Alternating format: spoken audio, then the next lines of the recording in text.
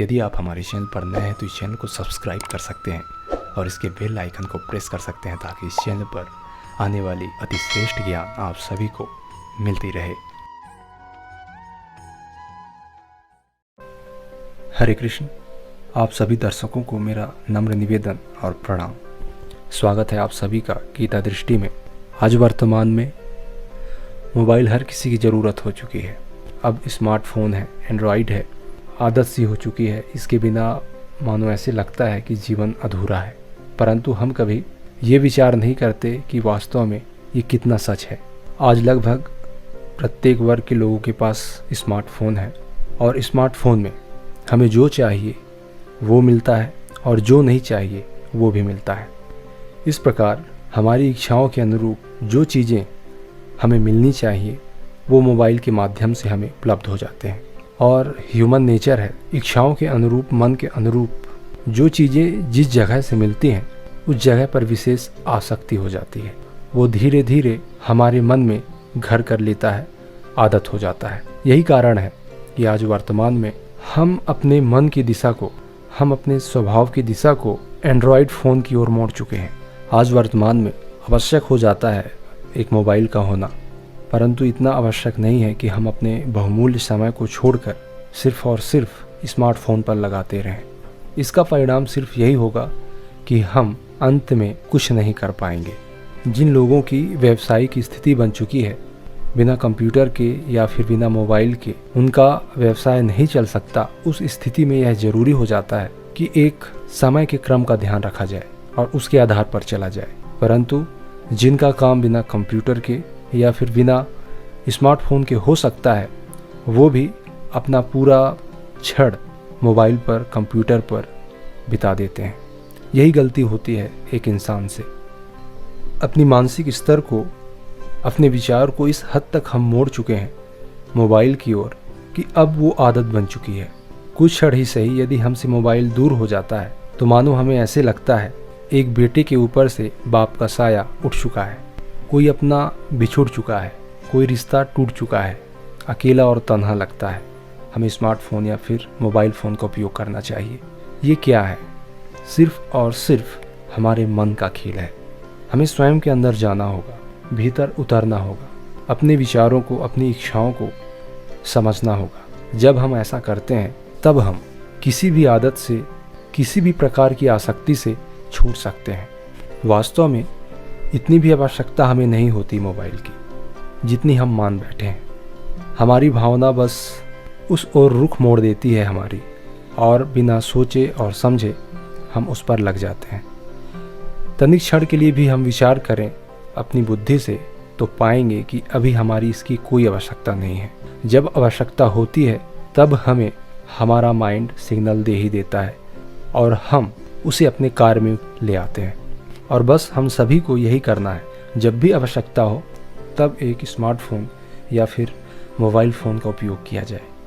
जीवन और आनंद प्रकृति में है, संसार में है, रिश्तेदारों में है, समाज में है, उनके प्रति कुछ करने में है, अपने दायित्व, धर्म और कर्तव्य के पालन करने में है। परंतु इन सब चीज़ों को छोड़कर हम मोबाइल में वो सब ढूंढते हैं।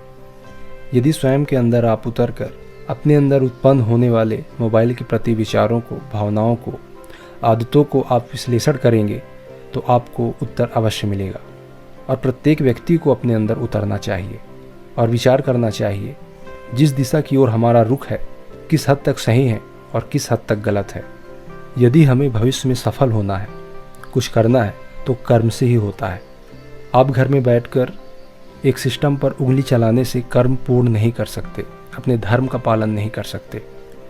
यदि कुछ करना है तो परिवार, समाज, देश के लिए करना पड़ेगा, बाहर कदम बढ़ाना पड़ेगा।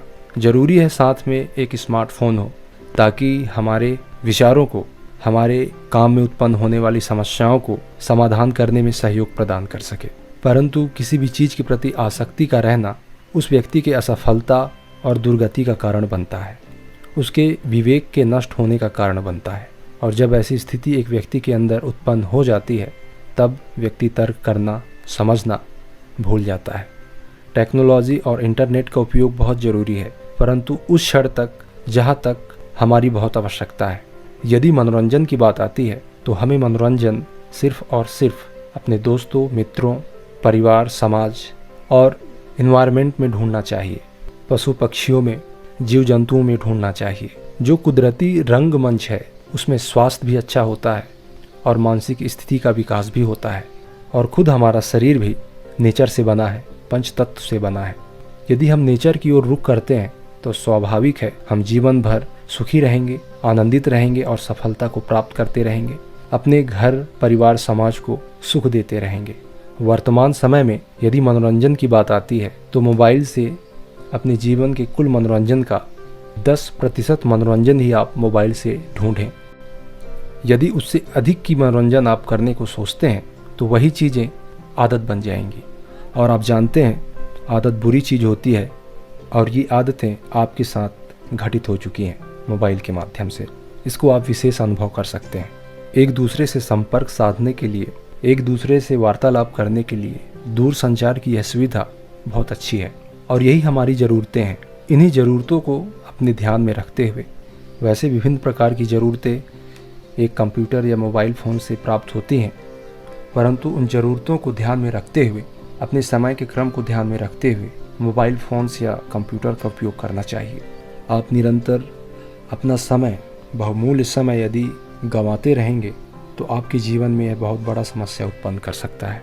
शारीरिक तौर पर, मानसिक तौर पर, आर्थिक तौर पर और भी ना जाने कितने स्तर हो सकते हैं समस्याओं के। इसलिए जितनी जल्दी हो सके आवश्यकताओं के अनुरूप ही इन सभी चीज़ों का उपयोग करें। आप अपना जीवन बड़ी सजगता से, सूझबूझ के साथ और ईमानदारी से बिताएं। प्रत्येक कार्य को करने के लिए वर्तमान का ही सहारा लें। वर्तमान में ही रहें और वर्तमान की ही सोचें। किसी भी कार्य को प्रारंभ करने के लिए एक योजना निर्धारित करें और जो कुछ करना है आपको वर्तमान में ही करना है। इसलिए इन सिद्धांतों को भी आप ध्यान रखें। भविष्य आपके हाथ में नहीं और भूत अब बीत चुका है। मोबाइल की आदत ऐसे नहीं छूट सकती। आपको स्वयं के भीतर आना ही होगा और प्रत्येक मोमेंट को, प्रत्येक एक्टिविटी को जो माइंड में घटित होती है उनको अलग अलग रख के ध्यानपूर्वक समझना होगा। और समझने के बाद आप विचार कर पाएंगे किस हद तक हमारे लिए ये सही है। इसलिए बदलना आपको स्वयं है। मार्गदर्शन मिल जाते हैं परंतु करना स्वयं को होता है। इसलिए जितनी जल्दी हो सके अपने विवेक से समझिए और उसका अनुपालन कीजिए। सबसे बड़ी बात यही है कि कौन व्यक्ति अपनी बुद्धि की सुनता है और कौन व्यक्ति अपनी भावनाओं की सुनता है, अपनी मन की सुनता है। यही चीज़ें हैं जो महाभारत कहलाती हैं। महाभारत तो हुआ था कुरुक्षेत्र में, परंतु वास्तव में एक इंसान के अंदर महाभारत चल रहा होता है। प्रत्येक व्यक्ति के अंदर एक महाभारत चल रहा होता है। उसे सिर्फ और सिर्फ विवेक से समझा जा सकता है और उन समस्याओं से निकला जा सकता है। इसी प्रकार की जानकारी प्राप्त करने के लिए आप हमारे चैनल से जुड़ सकते हैं। उसके लिए आपको सब्सक्राइब करना होगा। यदि यह जानकारी आपको पसंद आई है तो आप इसे लाइक कर सकते हैं। यदि आपको लगता है कि इस जानकारी से हमारे दोस्त यार या परिवार के लोग अवगत हो सकें तो आप इसे शेयर कर सकते हैं। बेल आइकन को प्रेस कर सकते हैं। जब भी कोई नई जानकारी हमारे द्वारा बनाई जाती है तो आप तक यह सूचना के रूप में उपलब्ध होती रहे। यदि जहन में कोई प्रश्न हो या फिर कोई नई जानकारी चाहते हैं वीडियो के माध्यम से तो आप कमेंट बॉक्स में लिख सकते हैं। आज के लिए बस इतना ही। आप हमें इजाज़त दें। हरे कृष्ण, नमस्कार।